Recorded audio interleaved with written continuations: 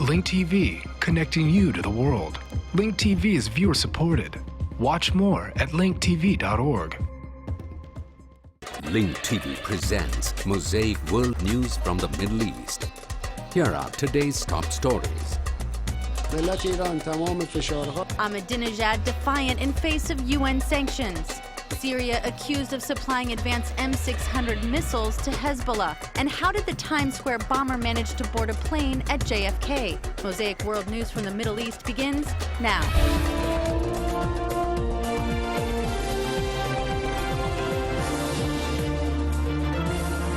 One week after the Great Prophet military maneuvers carried out by the Iranian Revolutionary Guards in the Arabian Gulf ended, the Iranian Navy started today new maneuvers in the Gulf, the Sea of Oman, and in the northern Indian Ocean. These maneuvers will last 8 days and will cover 250,000 square kilometers. The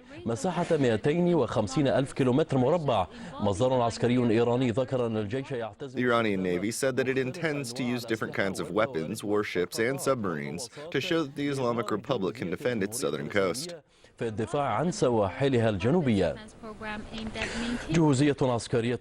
Tehran is not only trying to show that it has a high level of military readiness, it also wants to show that it can withstand any sort of sanctions that might be imposed on it by the international community over its nuclear program.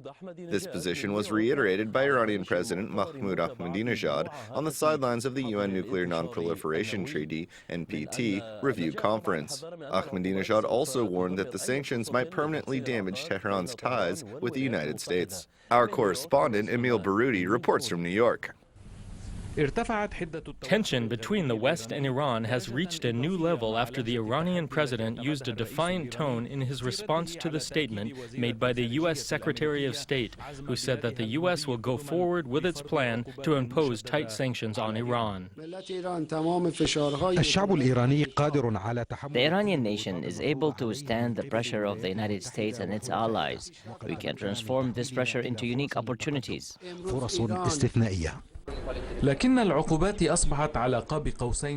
The sanctions are almost going to be passed. According to Russian officials, there are only a few differences that need to be resolved. I do believe the talks are slowly moving forward. There's definitely some space to bridge over, but I wouldn't over-exaggerate the differences. Despite warning signs that something might be done, some believe that the objective is nothing more than to increase the ceiling of demands from Iran. They say that this is part of any negotiation process. This is only the second day of the conference. It is normal for representatives of all countries to give speeches in the beginning of the conference to explain their positions. At the end of the month, negotiations will be held over the agreement and certain texts. Any amendments to the Non-Proliferation Treaty must be approved by all signatory countries, and Iran is fully aware of that fact. The UN Nuclear Non-Proliferation Treaty Review Conference was transformed into a confrontation between the West and Iran, which may prevent member countries from achieving what they had hoped for. If this conference fails like the one in 2005, it will be blamed on the camp that is trying to change the rules of the game. Emil Baroudi, Dubai Television, New York.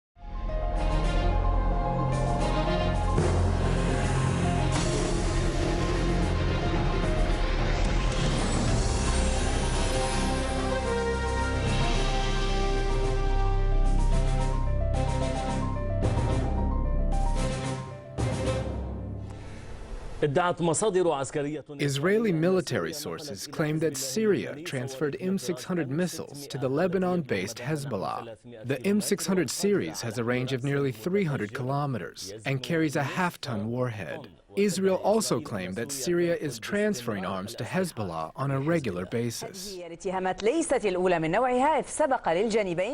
is not the first time that Syria is accused of supplying missiles to the Lebanon-based Hezbollah group. Israel had previously accused Syria of supplying Scud missiles to Hezbollah.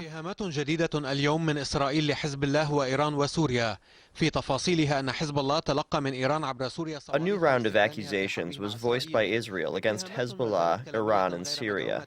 According to the Israeli claim, Hezbollah received a new shipment of missiles from Iran via Syria to be used in a possible war with Israel. The charges are merely speculative, as Israel has failed to produce any solid evidence to corroborate its claim. Israel based its allegations allegations on intelligence information, indicating that Syria had transferred surface-to-surface M600 missiles to Hezbollah last year.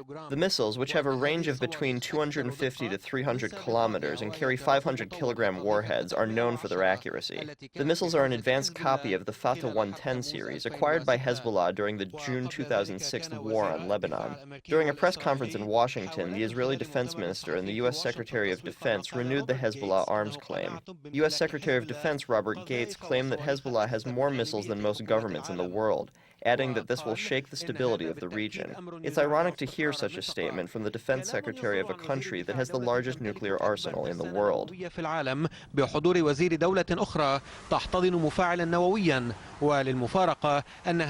And it's even more ironic that such a position is being shared by the defense minister of a country that owns a nuclear reactor, a country that doesn't recognize the Non-Proliferation Treaty. The U.S. is currently hosting a conference to review the treaty.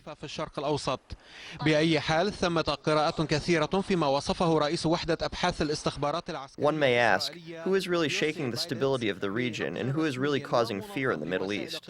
Meanwhile, the Israeli head of the Military Intelligence's Research Division, Brigadier General Yossi Beiditz, reportedly said that the Syrian and Iranian regimes are transferring weapons to Hezbollah on a regular basis. Earlier, the U.S. had announced the extension of its sanctions on Syria for another year. The U.S. claims that Syria continues to support terrorist organizations and seeks missile programs and weapons of mass destruction. In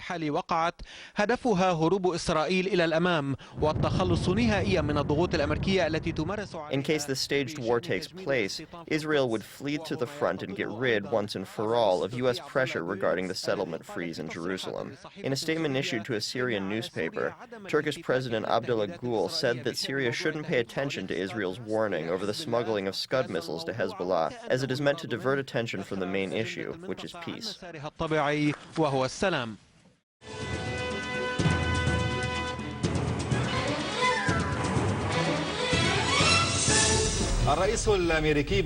U.S. President Barack Obama unilaterally extended sanctions on Syria, clearly contradicting statements made by a number of U.S. and Western officials, including some who visited Syria and affirmed the country's significant role in the region. This decision proves that America's attitude has not changed and that it is incapable of resolving any problems. Now the question is, how will Washington play the role of peace seeker while it disregards what is happening in Palestine and the region, and goes along with the lies of Israeli intelligence agencies that are known for their crimes and their fabrication of information? انتهاك أمريكي جديد للقانون الدولي ومبادئ الأمم المتحدة وتناقض في رغبة الإدارة. This is a new U.S. violation of international law and UN principles. It contradicts the U.S. administration's desire to achieve peace and stability in the region and open up to the countries there. On one hand, it tried to display faith in the principle of dialogue by sending numerous delegations to Damascus, yet on the other, it continues to exert pressure, impose sanctions and resort to the economic weapon. What raised astonishment is U.S. President Barack Obama's announcement of the renewal of sanctions for another year under Israeli pretext, which his predecessor George Bush imposed in Syria in 2004. In Obama's second year in the White House, this marks a new setback on his record. America's national security is endangered if Israel is threatened by a Palestinian stone or a Lebanese shell, while that country kills the children of a nation and beautifies Arab holy sites. Whereas that same security does not concern itself with the killing of thousands of Palestinians in Gaza with white phosphorus shells, or the destruction of the houses of Palestinians and Lebanese with US-made Israeli airplanes. America is America. It can only look at the region through Israel's eyes. It keeps resorting to the same old tricks, pressuring the countries in the region through economic sanctions and sieges in order to have them make concessions to Israel. The destiny of free people everywhere is to defend their dignity. Syria, which persevered in maintaining its rights and the rights of its nation, will not yield to a source that dictates and threatens. Today, Syria insists, more than ever, on recovering every inch of its land and of defending its rights in the face of Israeli terrorism. The U.S. administration should realize that its sanctions, made under Israeli pretext, will not serve the interests of the U.S. It will only increase the hatred that the people of the region have for it and heighten the brutality of the Israeli policy against Arabs. Joining us from Washington is Mr. Osama Abu Rasaed, editor-in-chief of Al Mizan newspaper. Professor Osama, good evening. Good evening. What is the meaning of the Obama administration's renewal of the sanctions on Syria, which were inherited from the Bush era? طبعا هي تندرج في سياق التصعيد المستمر مع سوريا خصوصا بعد الاتهامات الإسرائيلية. It comes within the context of the continuous escalation with Syria, especially after Israel accused Syria of providing Hezbollah with Scud missiles.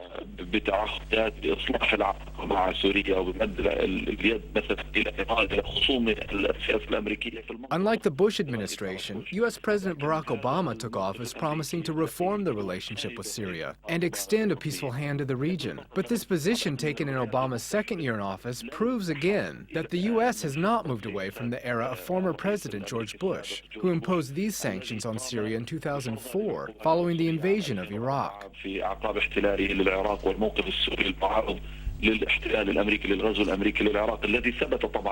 Of course, Syria opposed the invasion of Iraq, which was based on lies. So even if Obama had promised to reduce the tension that was created during the Bush era between the U.S. and some countries in the region, and even if he announced in February the assignment of an ambassador to Syria after the U.S. recalled its ambassador from Syria in 2005, his congressional decision places us once again in the atmosphere of the Bush era.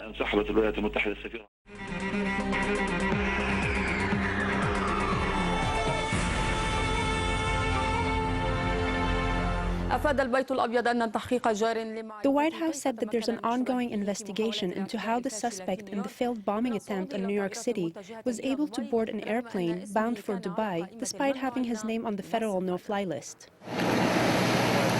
A new lead could turn in more suspects in the failed car bomb attack in New York City. U.S. authorities arrested Pakistani native Faisal Shahzad, who was living in the U.S. state of Connecticut. According to the preliminary investigation, Faisal visited the Pakistani city of Karachi on July 3rd of last year and returned to the U.S. on August 5th of that same year.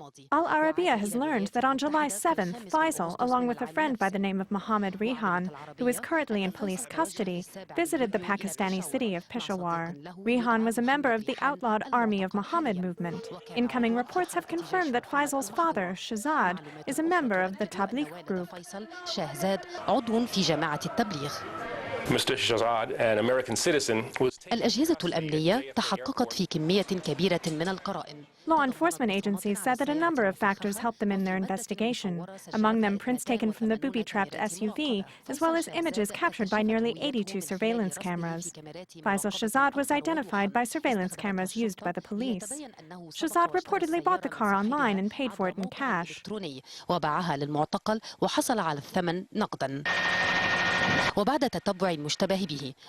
Shahzad was pursued and arrested at John F. Kennedy Airport after being removed from an Emirates Airlines plane.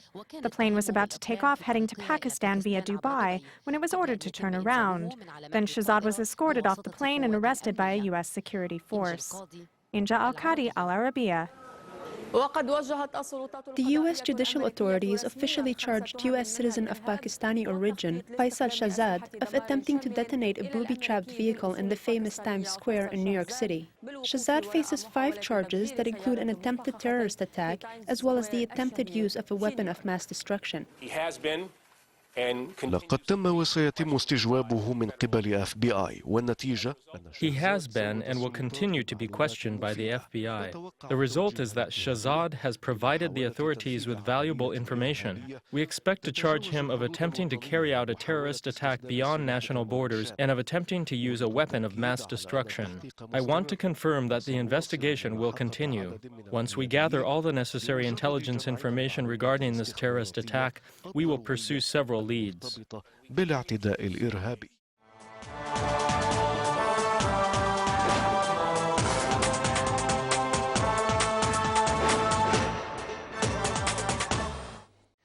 A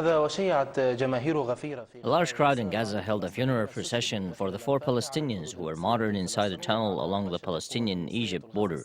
Egyptian forces pumped poisonous gas into the tunnel, martyring 4 young men and injuring 7 others. Some are in critical condition. Hamas held Egypt completely responsible for the killing of the 4 Palestinians and demanded that it conduct a serious investigation into the incident.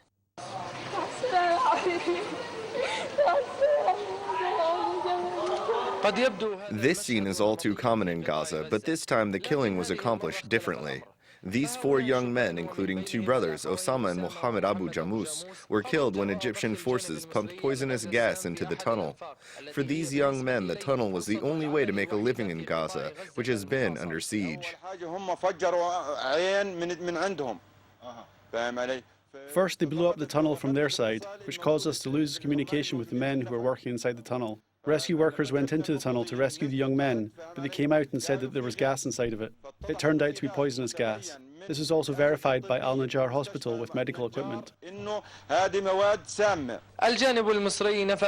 Egyptians denied having pumped poisonous gas into the tunnel. However, this was refuted by Palestinian medical teams who said that the 4 men were killed after inhaling poisonous gas. The Palestinian government in Gaza, Hamas, was compelled to hold Egypt responsible and demanded an immediate investigation into the incident.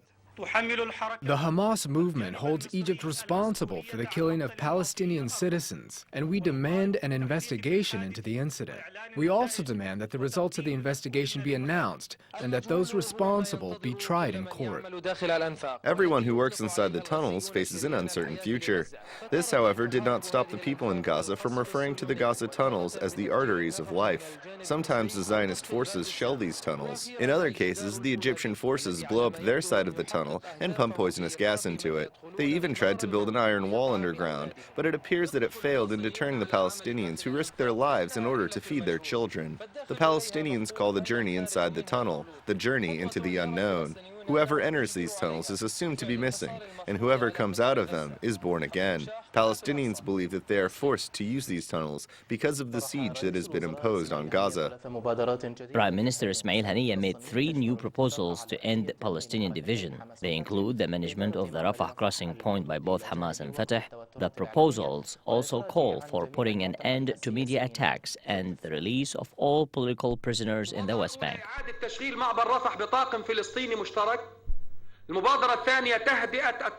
The first initiative is to reopen the Rafah crossing with a joint Palestinian team. The second initiative is to ease media attacks. I call on the Palestinian leadership that has been in charge of broadcasting rumors and distorting facts to stop. The third initiative is to release all political prisoners in the West Bank.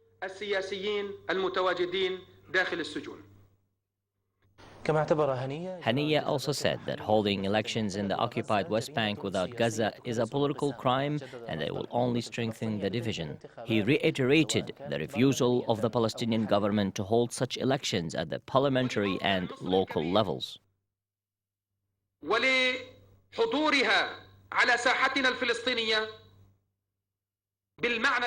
Egypt has a big role and has a strong presence in Palestinian affairs. From a strategic point of view, this relationship must be protected and maintained.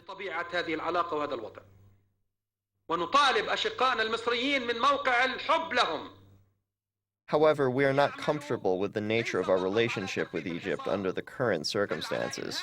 Because we love our Egyptian brothers, we ask them that they work not only to ease the siege, but also to end the siege on Gaza altogether.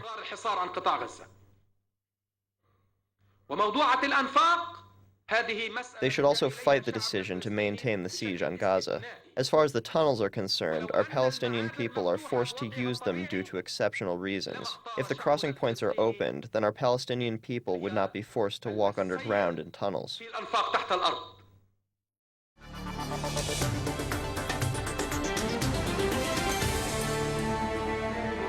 حذر رئيس الوزراء العراقي الأسبق وزعيم ائتلاف القائمة العراقية من أن Former Prime Minister and head of the Iraqi list, Iyad Alawi, warned that an alliance between the 2 largest Shiite blocs in the Iraqi parliament may cause the escalation of sectarianism. Alawi made this comment after the State of Law coalition, headed by Prime Minister Nouri al-Maliki, and the National Iraqi Alliance announced their alliance and their intention to form the new government. The new Shiite alliance will have 159 parliamentary seats, only 4 seats short of the minimum required to form the new government. من الأغلبية اللازمة لتشكيل الحكومة.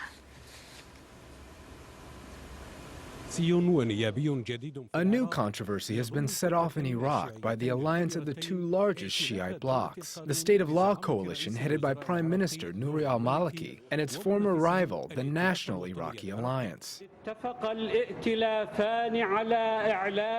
The two Shiite blocs agreed to form a parliamentary coalition through their alliance. Leaders of the new coalition say that they are trying to continue the political process on the basis of a specific set of principles.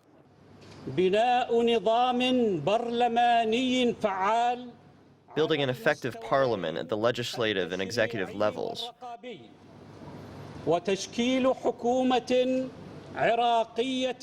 Forming an Iraqi government based on the candidates' qualifications.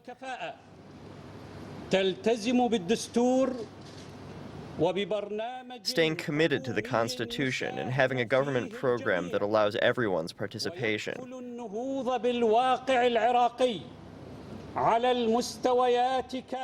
Developing Iraq at all levels. Nominating a prime minister that is committed to this program. The final results of the latest legislative elections, the State of Law coalition headed by Prime Minister Nouri al-Maliki won 89 parliamentary seats. The National Iraqi Alliance won 70 seats. The two blocs will have 159 seats, only 4 seats short of forming a majority in the parliament that has a total of 325 seats. It is believed that the new coalition will be able to obtain an additional 4 seats if the two major Kurdish parties, which won 34 seats, join that coalition.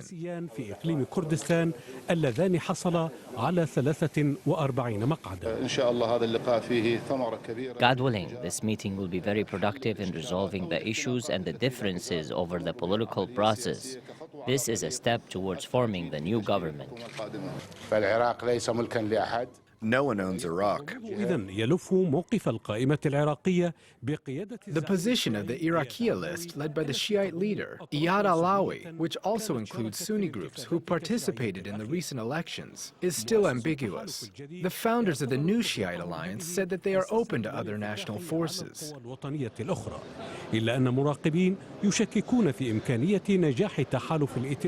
However, political observers doubt that the two Shiite blocs will be able to marginalize other coalitions.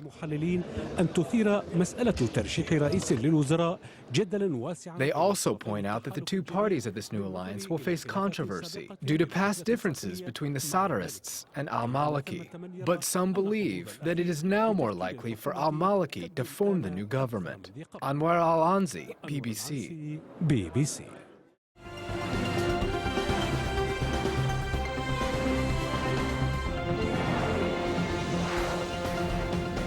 Debate continues in the autonomous Kurdish region of northern Iraq over the divided nature of the government administration. Our correspondent in Erbil, Matt Fraser, has more.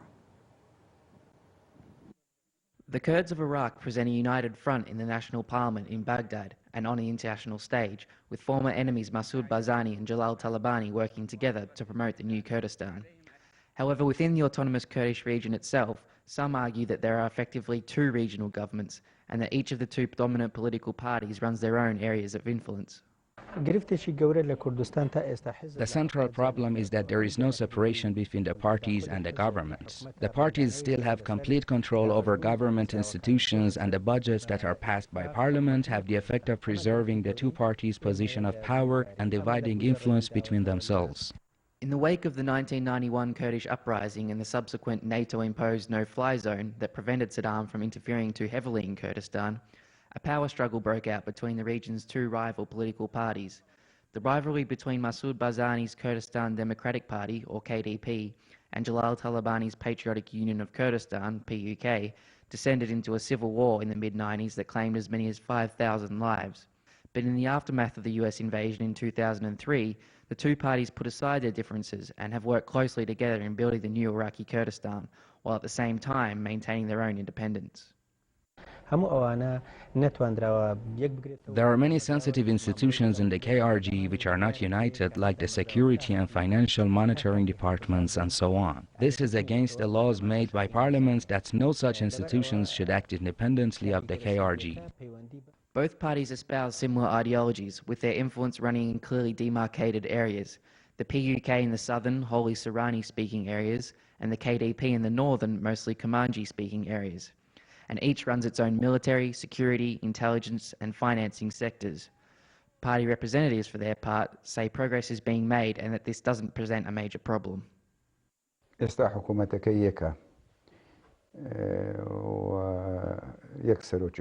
We have one government, one prime minister, and one minister for each ministry. Since 2005, we have been making significant steps toward unification. Unfortunately, some institutions are not completely united, such as the security and military, which make people suspect the unity of the government. And that's why we have to insist on progress in this matter. Opposition figures insist that there is no excuse for the continued separation, and that the ruling parties are simply trying to maintain their duopoly of political power and prestige for as long as possible. The culture of patronage in the respective parties is strong. We're told that it's virtually impossible to get a government job without a letter of recommendation. And until the parties make the serious structural changes that will in some sense be against their own interests, there is no reason to expect unification of government institutions anytime soon. Matt Fraser, Press TV, Erbil.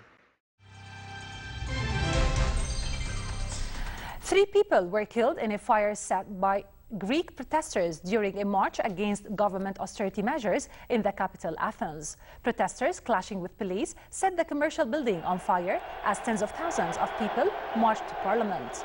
Officials said 2 other buildings in the center of the capital had also been set on fire.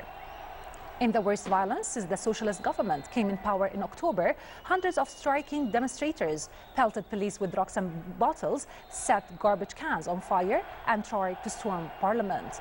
The protesters began shortly before lawmakers opened a debate on the belt-tightening measures. The violent protesters were repelled by police in full riot gear, hurling repeated rounds of tear gas and flash bombs. Masked youths threw petrol bombs and broke shop windows in a sign of growing public anger at the government's plans for painful wage and pension cutbacks. Eyewitnesses said it was the biggest protest since Greece was first hit by a debt crisis late last year. Public and private sector workers are staging their 3rd joint strike this year. They have grounded flights, shut shops, and brought public transport to a standstill. The views expressed on Mosaic are from contributing broadcasters, not Link TV or its sponsors. The production of Mosaic is made possible from support of viewers like you. Thank you. Watch Mosaic World News online. Stay up to date with breaking news. Read our blog. Get transcripts of past shows and more at linktv.org/mosaic.